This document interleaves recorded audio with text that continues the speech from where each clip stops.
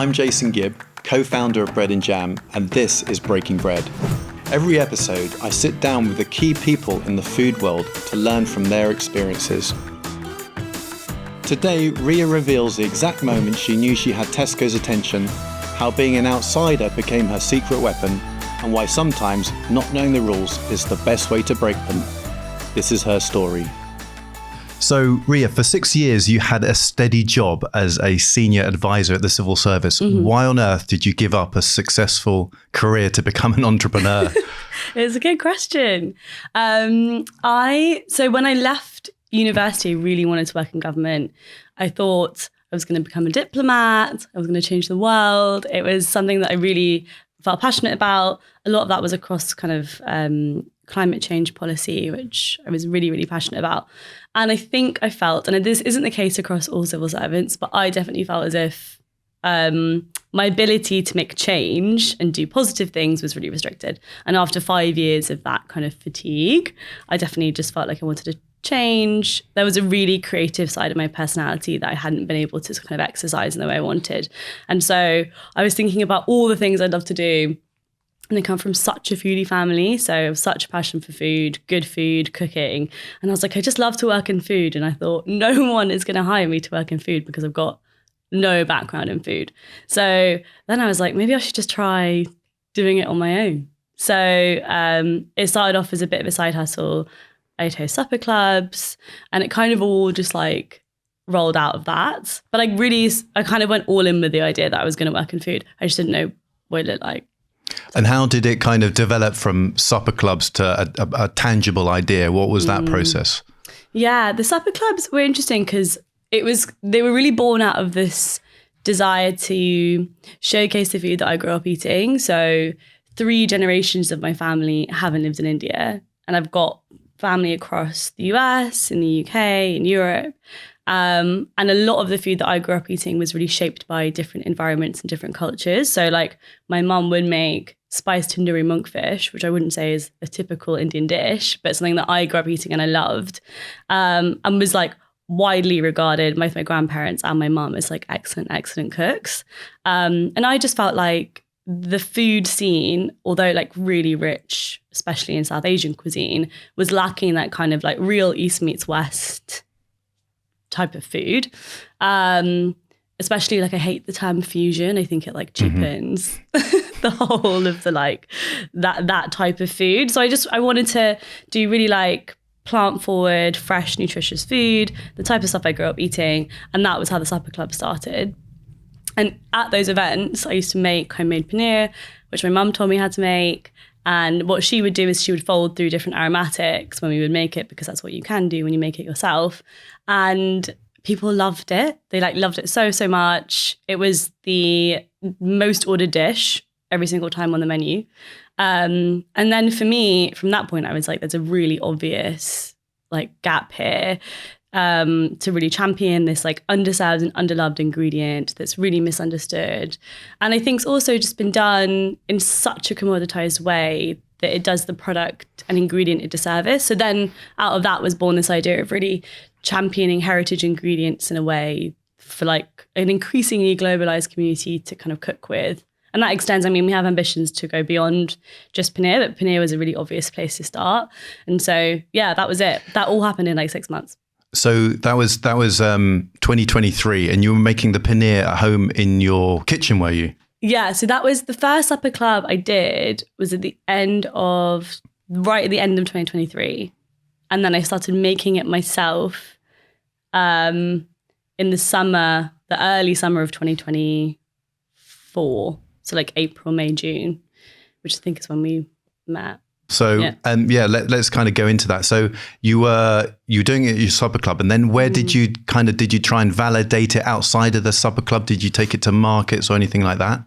Yeah. So I remember I very quickly decided that I was going to try and make it and then do some market research, but I couldn't make it. Like I started making it in my home kitchen and I could get like 3 or 4 blocks on at a time. So I did a little bit of that testing and then was like, I just need to do this in a bigger way with like the right kind of community and network. So I joined Mission Kitchen, which is based in Vauxhall, which is a really brilliant like commercial kitchen space for smaller sort of food businesses. And I was making it there and it was a mess. Like I remember the first time I arrived, I didn't know what I was doing and I ordered like 50 litres of milk from Asda or something, not knowing that there was like a milk supply around the corner. And I was just like pouring it, like milk was everywhere. I like burnt the brat pan. It was really hard work and it was a mess. But yeah, I made lots of different flavours and I basically would give them out for free. So I did loads of like testing on different methods, on different recipes, giving them out for free, doing like tasting sessions. And that's really how I distilled down what the offering was. And I never sold one product. So I was there in Mission Kitchen for 3 months making paneer, different flavors. And that was all like purely in the name of market research. Right. Because I do think that one of the geniuses in this is the fact that it is that kind of that stale category that people are looking for, that no one's kind of innovated in for a while. Did you look at the category as a whole and use your analytical brain to kind of see what was going on? Yeah. Yes. And kind of a lot of it was built on intuition, which is I think what my co-founder Jack would say. He was like, you built this whole thing at the very start from like feeling. And I think that's very true. And there's a lot to be said for that. Now Jack's brilliant with data, so it's less so like that. But I definitely looked at like, I think there are companies like Bold Bean who have really like done a brilliant job with a commoditized category. And I looked at that and thought there was so much value and like excitement and something fresh in that. I'd looked at like Mutti tomatoes, another great example of like what you can do with some like canned tomatoes that people generally don't really understand the difference. And now they're everywhere and they're delicious. And so I definitely thought of us being similar and wanting to do a very similar thing. I mean, I think Crosta and Monaco are also a great example. They've sort of premiumized the Italian kind of food category by doing it in a really like high quality ingredients, still feels authentic. And I saw all those trends and those like brilliant brands. And I thought there's the space to do that in the South Asian market. Yeah.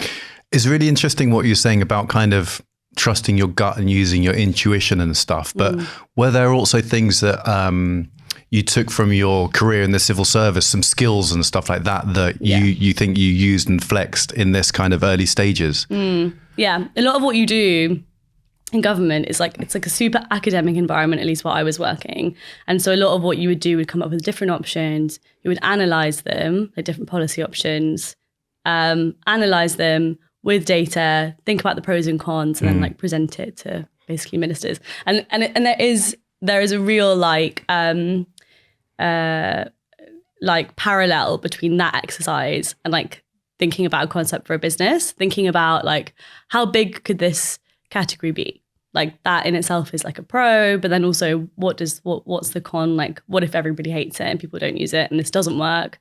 And then what are the options for this business and like how do we flex? So there was definitely, I mean, I had thought of like Paneer is the one that like I settled on, but there were 4 other ideas that I felt really passionately about that I didn't end up pursuing because I did that exercise and it felt like it was a non-starter. Right. Yeah. So you did test those other kind of ideas a little bit, or on paper more than? On paper more than in practice, but I did do a bit. I had a real thing about wanting to do like fresh curry pastes. Again, a bit about like premiumizing this like what feels like a stale category. I was like, we just need it to be fresh and people to feel like it's fresh, and why would they possibly make it if they could buy it? And then I started making them and I just thought like that this wasn't going to work. And is someone going to pay like £8 for this like fresh curry sauce in the fridge? And how am I going to get a buyer to put it in the fridge, not put it in the... So I made maybe like 2 batches of that and then was like, this isn't going to work. Yeah. So you're making your product, you're kind of refining how to make it a mission kitchen, and you're sampling out with people. What was the kind of next step in the evolution of this?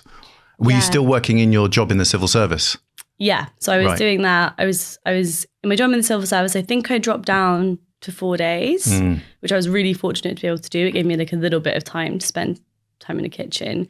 But yeah, I did that testing and trialing. Realized, so I never did the market thing like you spoke about before, and I really wanted to, but it just wouldn't work. Like I couldn't make enough. It was a chilled product, every shelf life test that came back from those batches I was doing came back different. And I just thought, I'm going to have to go to a manufacturer. So basically really early on was like, I'm just going to try and find a manufacturer who can do this for us. And so the next step was going to loads of different talks about how to find a manufacturer. Like Mission Kitchen's a great network for that because they put you in touch with experts who can advise you on all the basics from trademarking to manufacturing. And so that was what I had set my mind on doing, that, and then also kind of building out the branding in a bit more detail once I'd sort of fixed on the flavors. So it was kind of just refining what the proposition was actually going to be and then actually getting a minimum viable product because I never had that. Cool. So you were looking for a manufacturer and you were doing your branding. Did you have investment money, because branding can cost a significant amount? How did you fund it? So the branding is interesting because we didn't actually, all the branding has been done in-house. So oh, really? I did all of that branding as I was doing all the paneer making in that kitchen. But I don't have any branding background and at all. And we did have a wonderful artist called Sarah Madden who did the illustrations for us. But she just did the illustrations for us and then was like, hey, you can do what you want with them. And so we had a couple of conversations with branding agencies and it is really expensive and I hadn't done any fundraising. We have now fundraised, but at that time it was all bootstrapped. I was just funding it myself and I thought I can't spend thousands of pounds on branding. I just don't have the money. And so I was like, I'm just going to try and do it myself. And I patted away at that for 2 months, paid someone on Fiverr to do the dye line.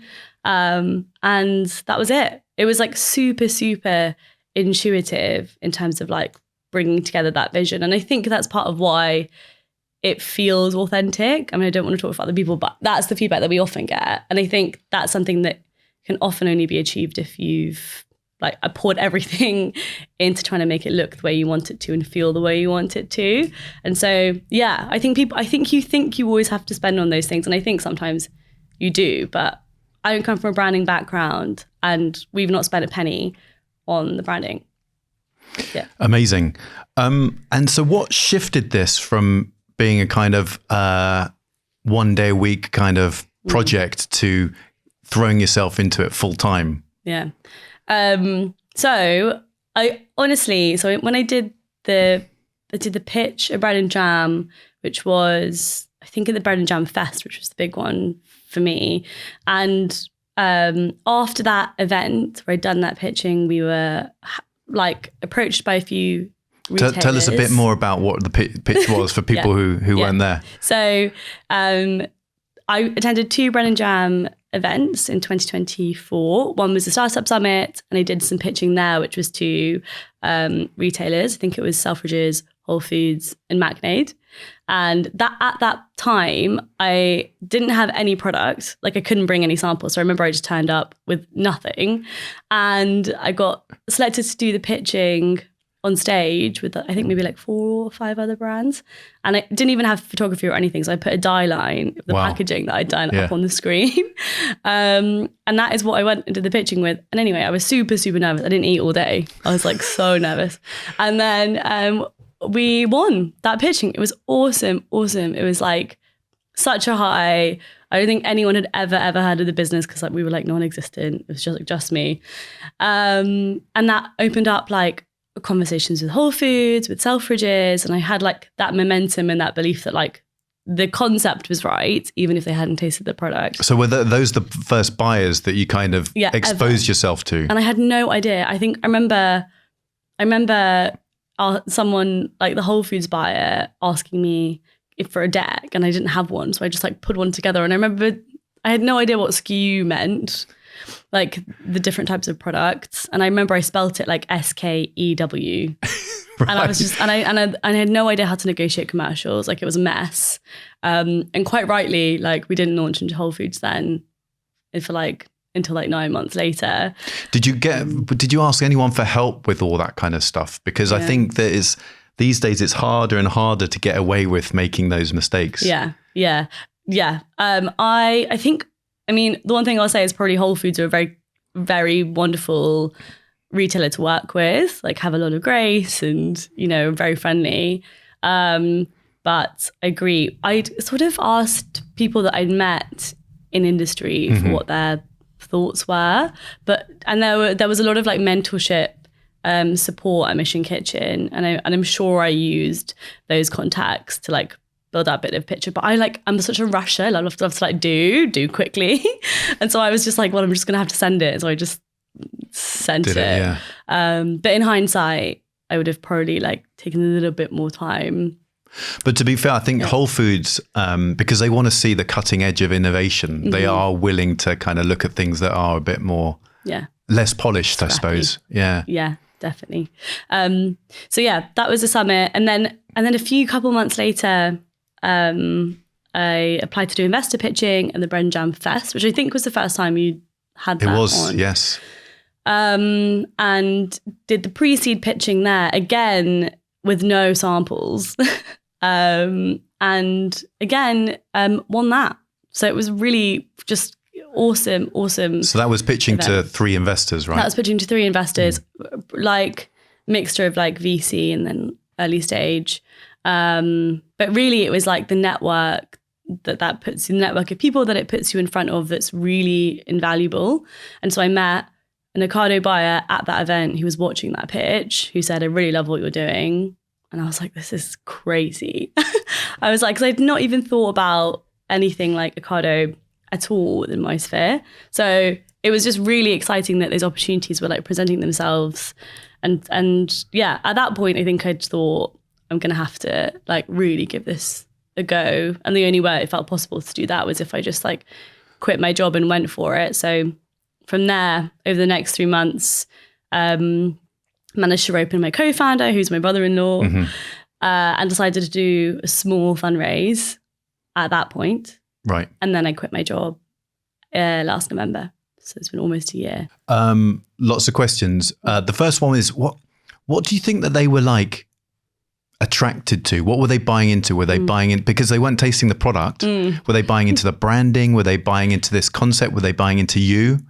What did you think about, why is this happening to me? Yeah, I do. I think, I mean, no doubt is there like an element of luck here, because I think there'd not been like a fresh brand in the cheese. Dairy generally has been fairly stagnant when you look at like cheese. Yogurts, there's been loads of like exciting stuff. Right.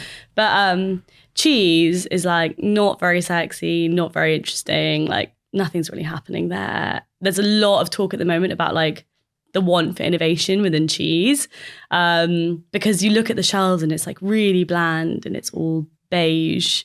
And so I think we were offering just like something that was really distinct from that nobody else really was at the time. So I think that was one thing. I think Paneer in itself, like we know now, is a growing category.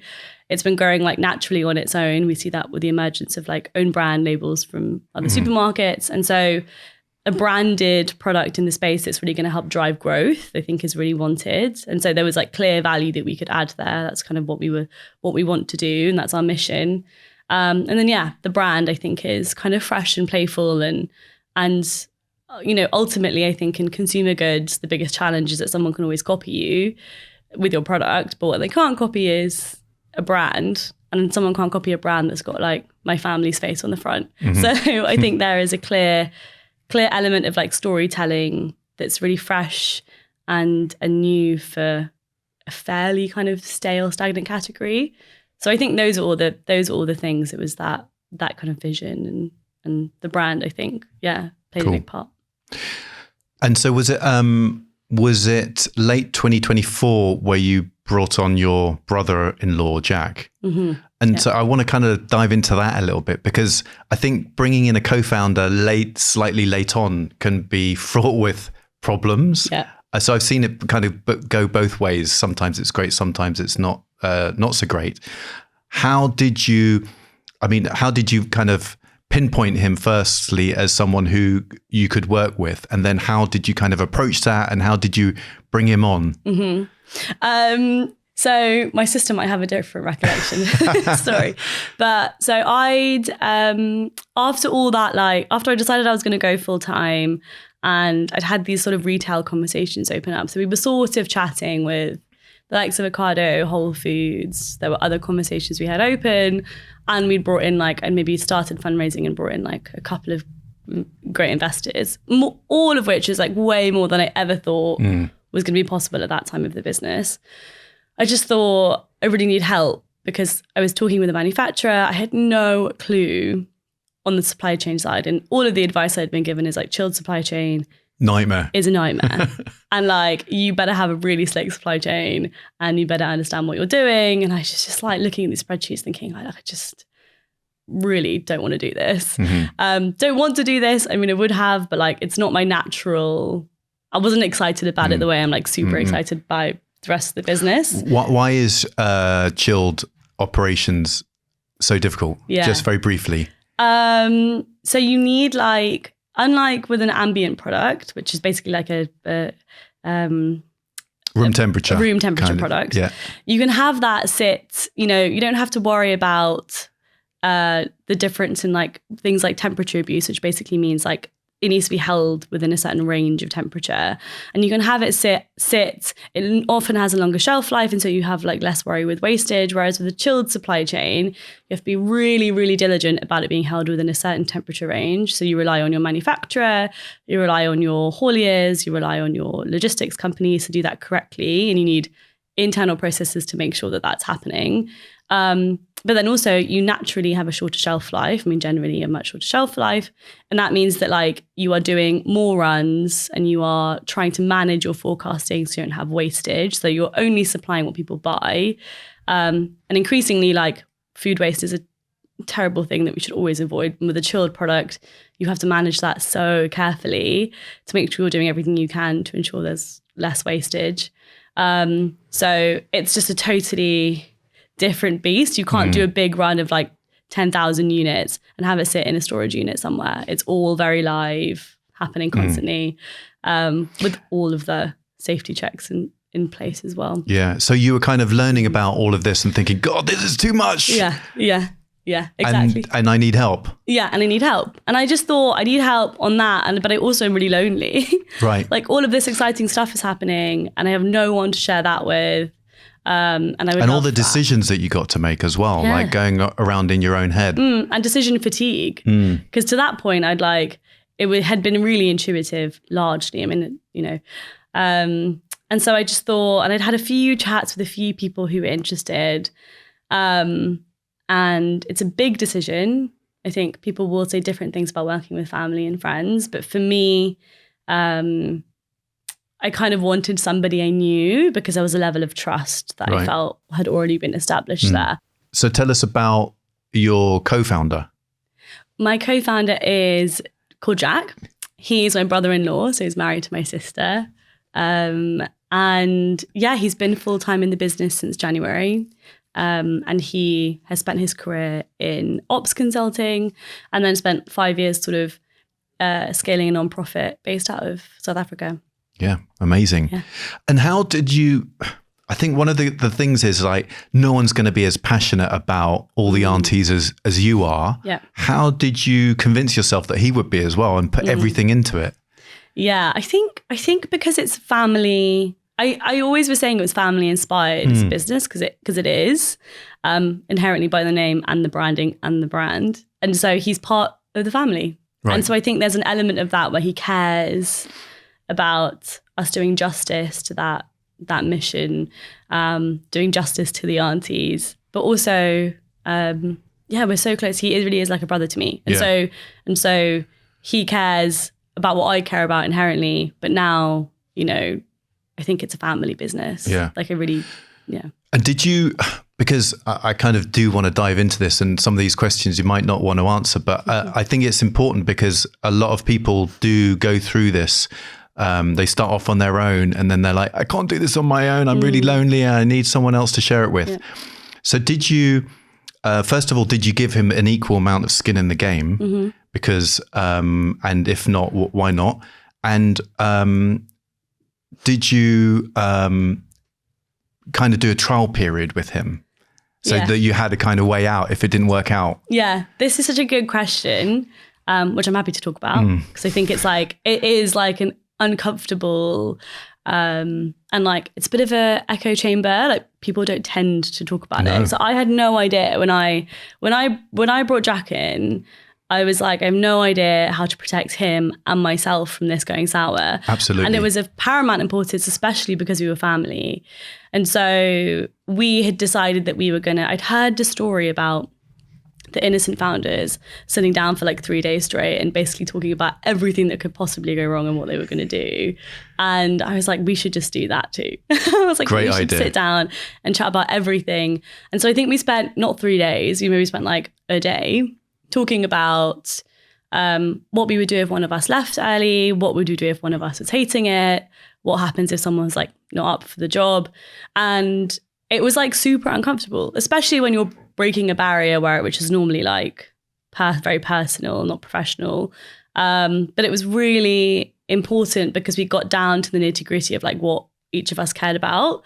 And actually what it came down to for Jack and I wasn't that we cared about the money or, necessarily even the equity. It was about feeling like things were fair. Right. And feeling like there was the flexibility there and the trust there to make sure that we were like able to have open communication. And so I think we got to a place where we'd sort of discussed a lot of those things. In terms of equity, I have slightly more than Jack for the first year of the business, but otherwise we are, for intents and purposes, like largely 50-50. I think the ratio we ended up at was like 5-4. Right.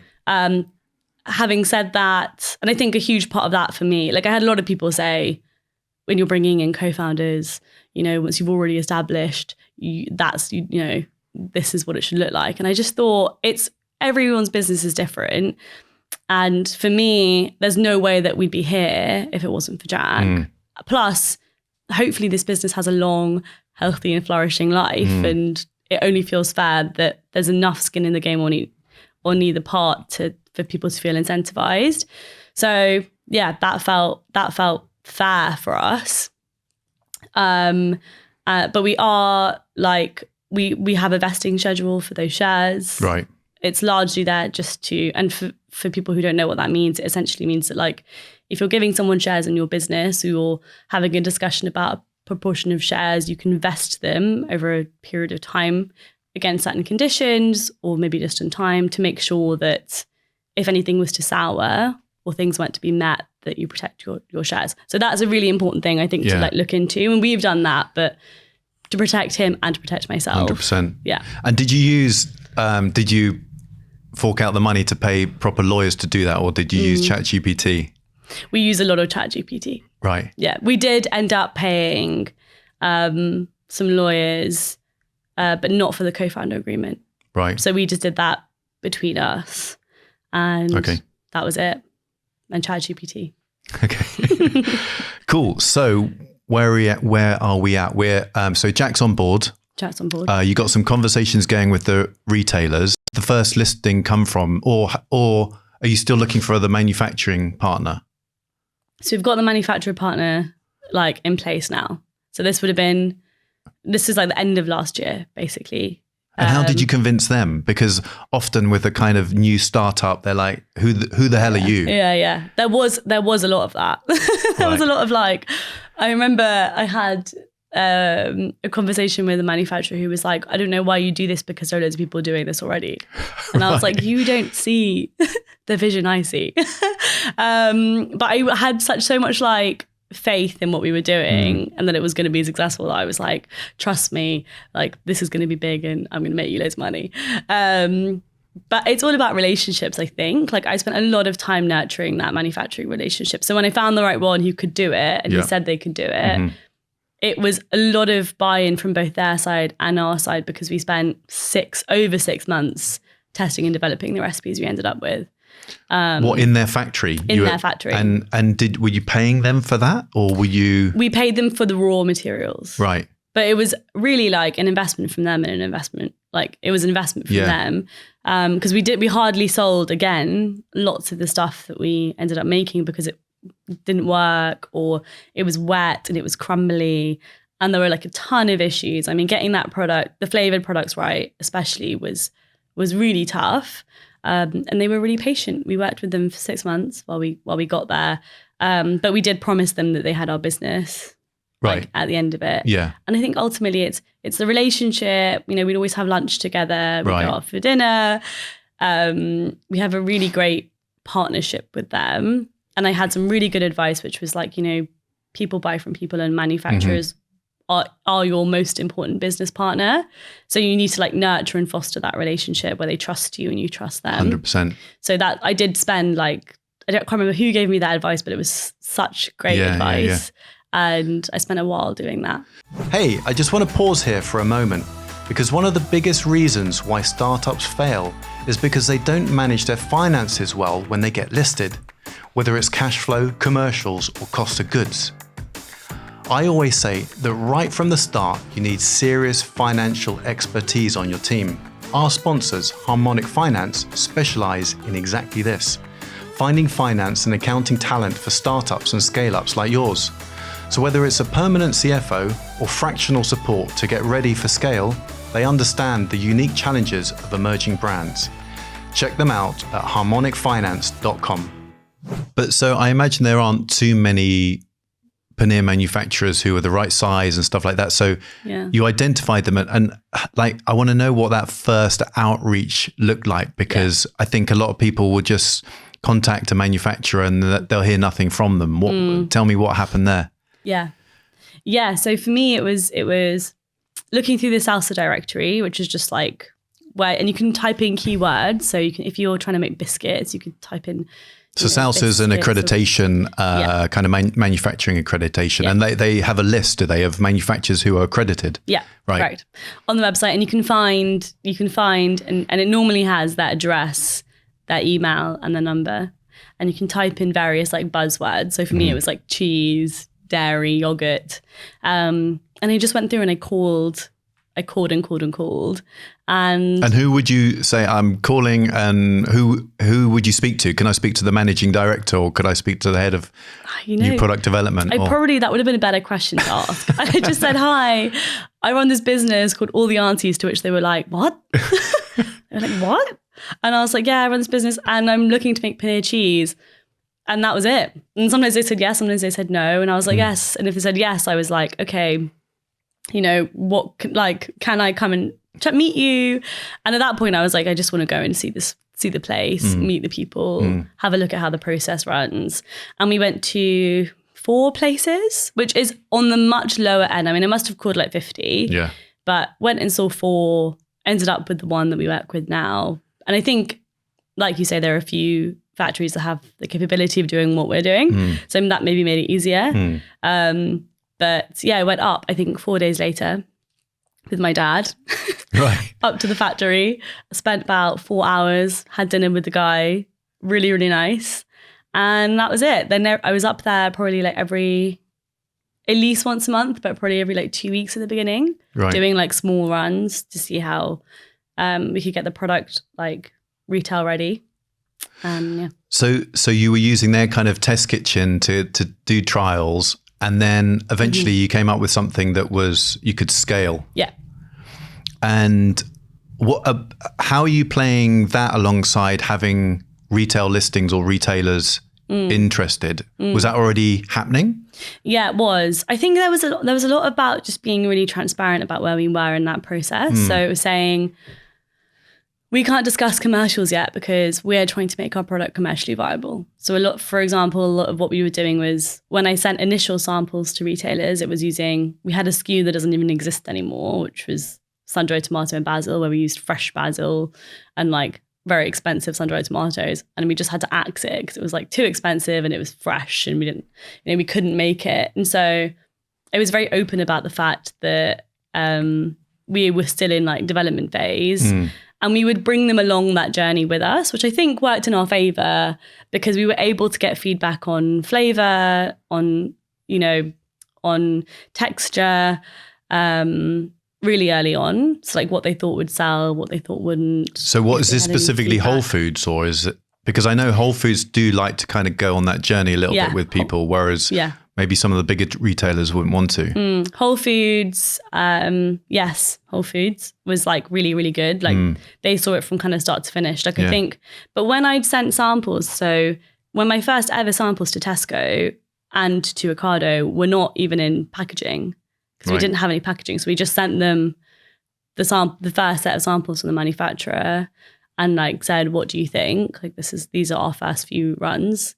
And that was how we would engage and sample with retailers. So I think it depends, but you know, I found it like really amazing that they were even willing to engage with a product that wasn't like in the retail ready format. But it worked in our favor because then we were able to get the products to a place where retail were really happy. So yeah. And so you met Whole Foods at the Bread and Jam startup event, and then you met Ocado at the festival. Yeah. And how did those turn into listings? So Whole Foods was like, I had that like disastrous like first pack that I sent them with like lots of errors in it. And then what do you mean the packaging had lots of errors? The brand deck, which where I spelled things wrong and I just and then I think I'd kind of like beavered away at that. Like there were periods of like where I hadn't heard from them for about 3 months, but I would send an email to them like every 2 weeks probably. And I went to a lot of these networking events. So I think a lot of the Whole Foods buyers do come to like the Bread and Jam Christmas party. I remember I saw our first ever buyer, but I didn't sit within her category, so it wasn't that helpful. But I think being at the forefront of their mind is really important. So I did a lot of pushing on that front. And then I got quite lucky because I think Whole Foods had a kind of like a small businesses competition or new product competition that you could enter. And we entered that. And that's actually how we got in quickly. Right.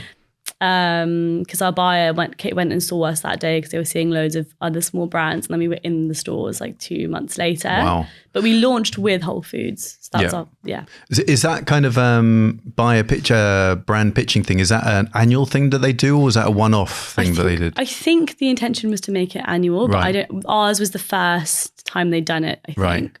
But I know that they have like quite particular ranging windows now, which they didn't used to. So it's harder, I think, to just go in off range. Yeah. Cool. So they were your first listing, and how did tell us the story of that? What went right? What went wrong? What went wrong? Like quite a few things. I mean, so I remember there was a mispick, which basically means from our like logistics, like a third party logistics company, where they were meant to have picked some cases for the Kings Road, because we were going to be one of the brands that was like launching with the Kings Road Whole Foods store, which was like a really new big one. The new really glossy one. We were super excited, and there was extra pressure because it was the launch of our like brand. Like we hadn't sold one pack until we landed on the shelves of Whole Foods. So yeah, we were really, really excited. We just about got like everything ready. We'd spent an extortionate amount on that first packaging run because we did a really small order quantity because we were too nervous. We were like nervous about there being a typo that we'd missed. And we were like, let's just do this many. I think we paid like, that first one, I think we paid £1 per box. Oh man. I know, but we just felt like we needed that trial, that like, you know, we needed to just make sure that everything was working. Better to pay that than have 10,000 packs that were misprinted or you had to change. Exactly. So, and I'm glad we did that because we had to make quite a few iterations.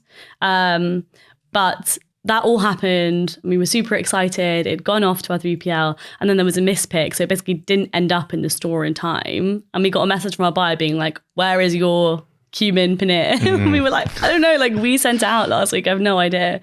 And so I remember Jack had to go and hand deliver some in some like iced packages so that it was on shelf, and we put it on the shelf ourselves.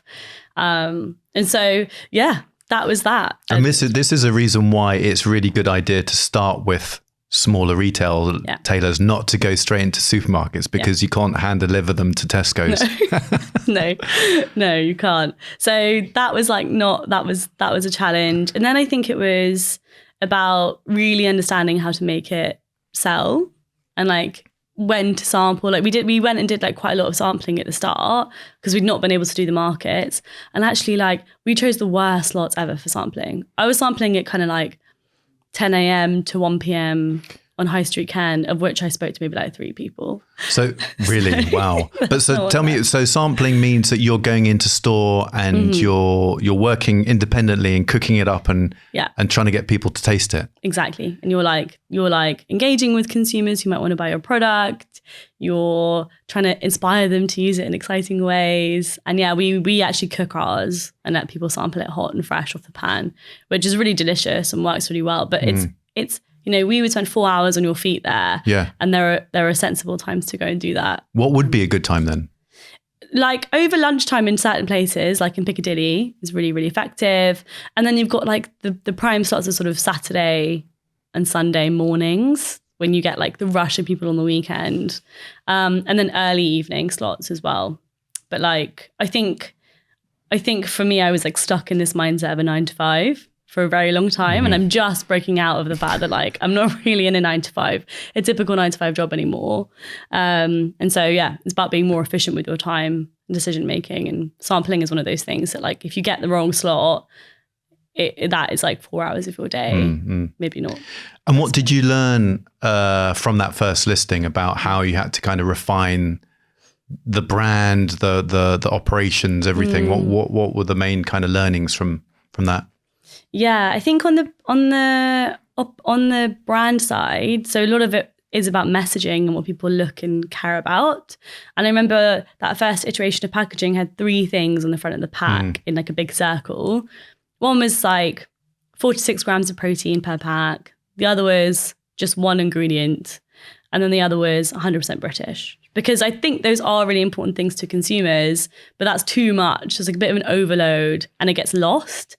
And so something really simple to do was just take out the 2 things that we had feedback on were like less important.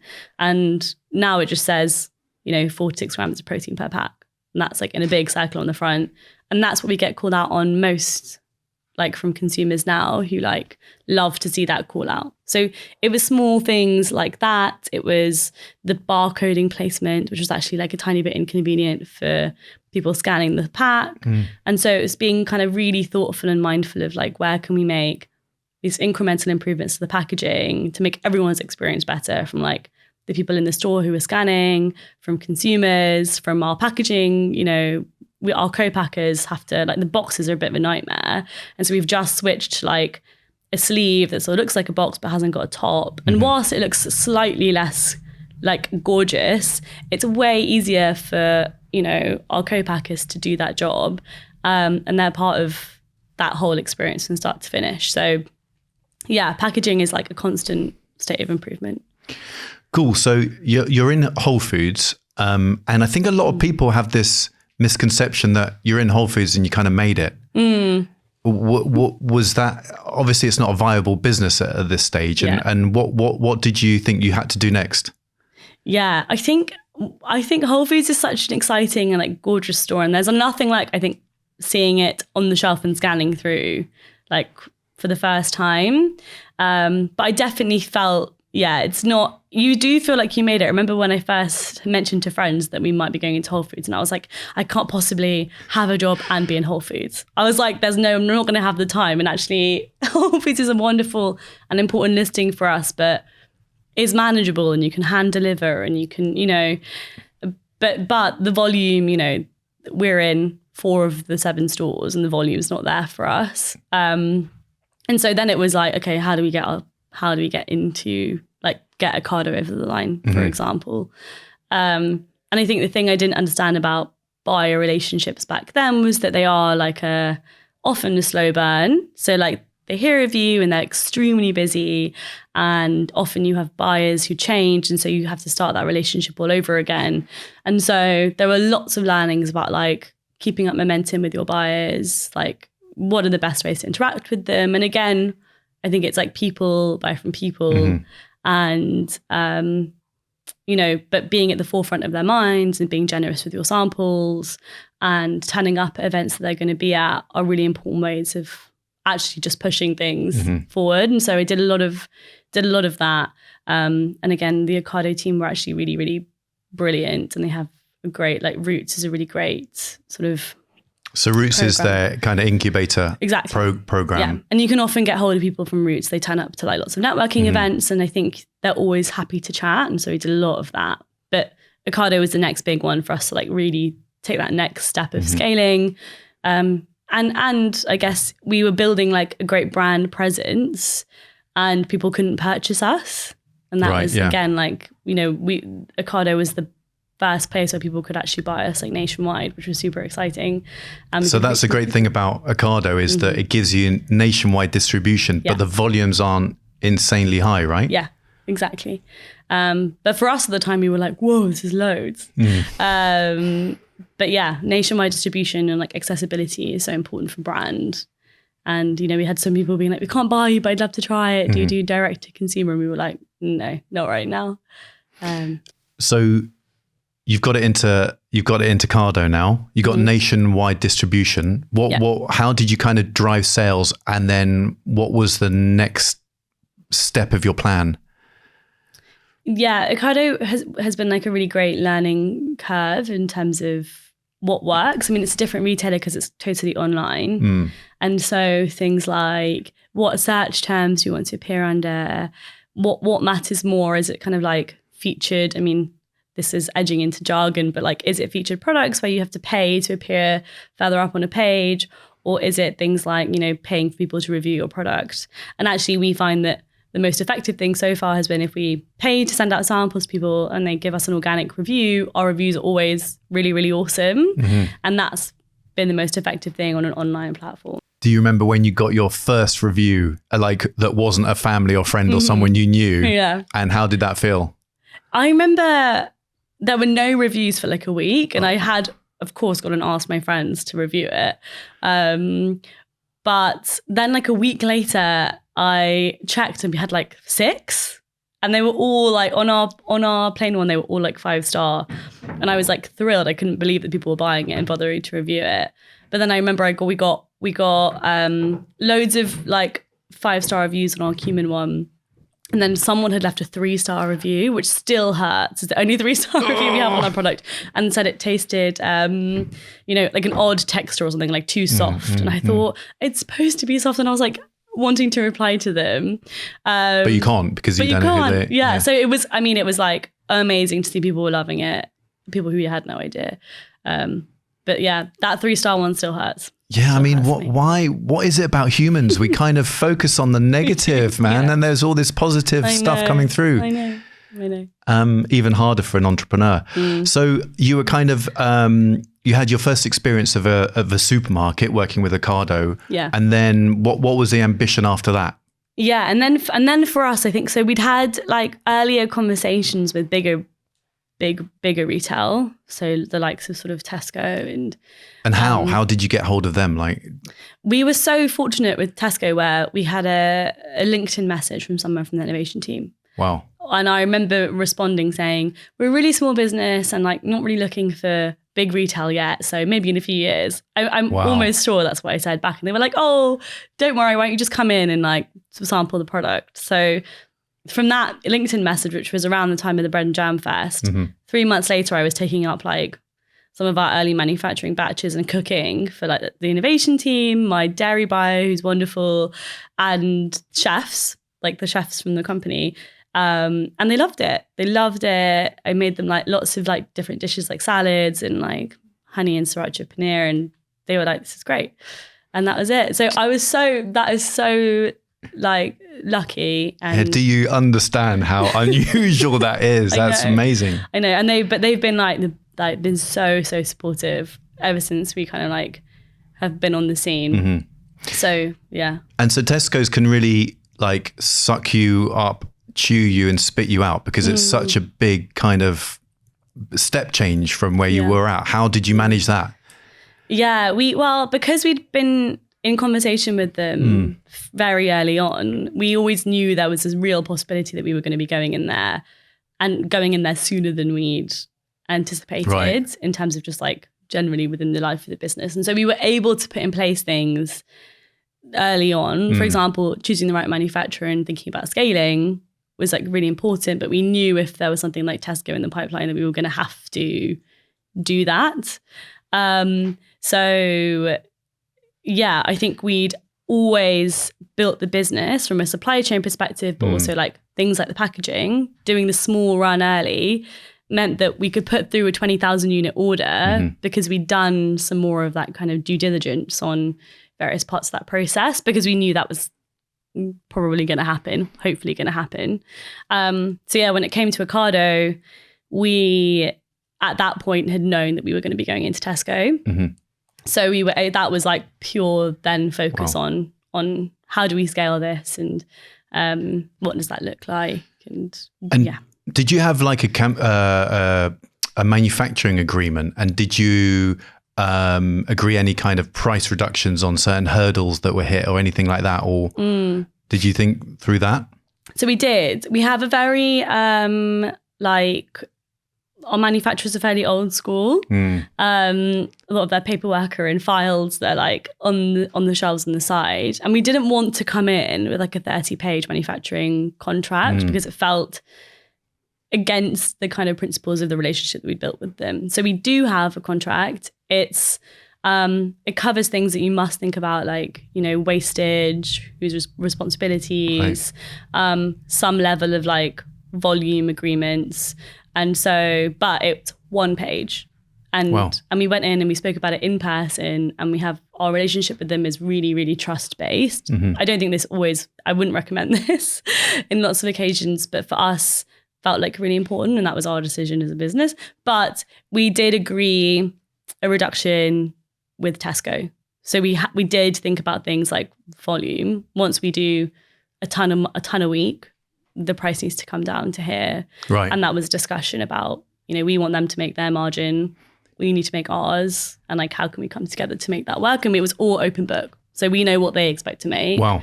But we also know that like when we do better volume, they make better margin. So where can we like meet each other in the middle? That's quite unusual, but so it's testament to your kind of personal relationship with them. So well done. And without getting too kind of technical, but I think it's important, we were talking about accreditation before, and the manufacturer has to have certain accreditation for certain types of retailers. Did you know that they had the right accreditation to work with Tesco's? Yeah, we checked really early on. We generally with retail, and it depends on your category. So for like a lot of different categories, you need BRC, which is like the next level up from salsa. But for us, we've got salsa plus cheese, which is enough. And we did check that very early on with Tesco. Often that's one of the first things you'll be asked for by retailers, whether your manufacturer's accredited, got the right accreditations. And just before we wrap up, I want to learn a bit more about how you've made Tesco's work, because like getting onto the shelf is one thing and it's a fantastic achievement, but getting it off the shelf is the important bit. Yeah. Yeah. I mean, this is like, I guess TBC. Right. But we thought so much about like, we have loads of learnings from Ocado in terms of what consumers are loving about it and who our consumer is. And that's, I think, a really core piece of work you need to do when you go into big retailer, understand who is loving and buying your product and how you can reach them really effectively. So for me, I guess in the business, that's been a huge focus of mine. Like who is buying our product? You know, is it the girls who like getting picky bits from M&S and then like doing their wider shop at Tesco? Yes. Do they wear Sweaty Betty and do they have ClassPass? Yes. But then we also have another subset of consumers who have young families, who are trying to reduce their meat intake, who watch Saturday Morning Kitchen. And so building out that picture has been super effective at like engaging with the right platforms to meet that consumer and get them to buy the product. So we find that like if we have one video go viral on TikTok, or we have a piece of PR that like really hits our core consumer, we'll see that like tangibly drive rate of sale, whether that's across Ocado or across Tesco. Wow. That's been super effective. And for a small business, it doesn't cost us anything to do that. It was just a bit of work to like do some surveying with our Instagram consumers to find out who is that person. We know we skew very female, for example. Super important. So yeah, for us, we've got a cookbook coming out next summer. Amazing. Which will like really, again, hit like a lot of those core consumers and provides more of a value-led offering than just like, here, buy our product. And will that be fronted by you? Are you trying to become, are you at the forefront of the brand? Yeah. I think people buy from people. And I think people want to hear about love and interacting with someone who's behind the brand. And I think that's really important. And I love it. I think it's really fun to talk to consumers. So yeah, shifting from shelf, that's the plan. And then there are tangible things about like, you know, media search terms, you know, how often should you be running promotions? How does that hit your forecast and your P&L? Those are more like commercially driven decisions. And we spend a lot of time thinking about that within the scope of the business. But that's a lot of what Jack and I do together. So, and that'll be, I think, like a bit of a work in progress, trialing and testing what really, really works. But yeah, I think there's learnings on that side. And so the cookbook's going to come out. You're going to make Tesco's work even better. Yeah. And then what else next? And then I think we really want to be somewhere where everyone can buy us. Like we want to be a household ingredient. We want to make Paneer one of those things that people swap in their weekly shop. And we want to make it exciting. I mean, beyond that, we'd really, really want all the Aunties to be a household name. Like that's the big dream. Like when we can expand beyond just Paneer and really champion other heritage ingredients beyond that. But yeah, next steps are like, we want to be in more distribution points.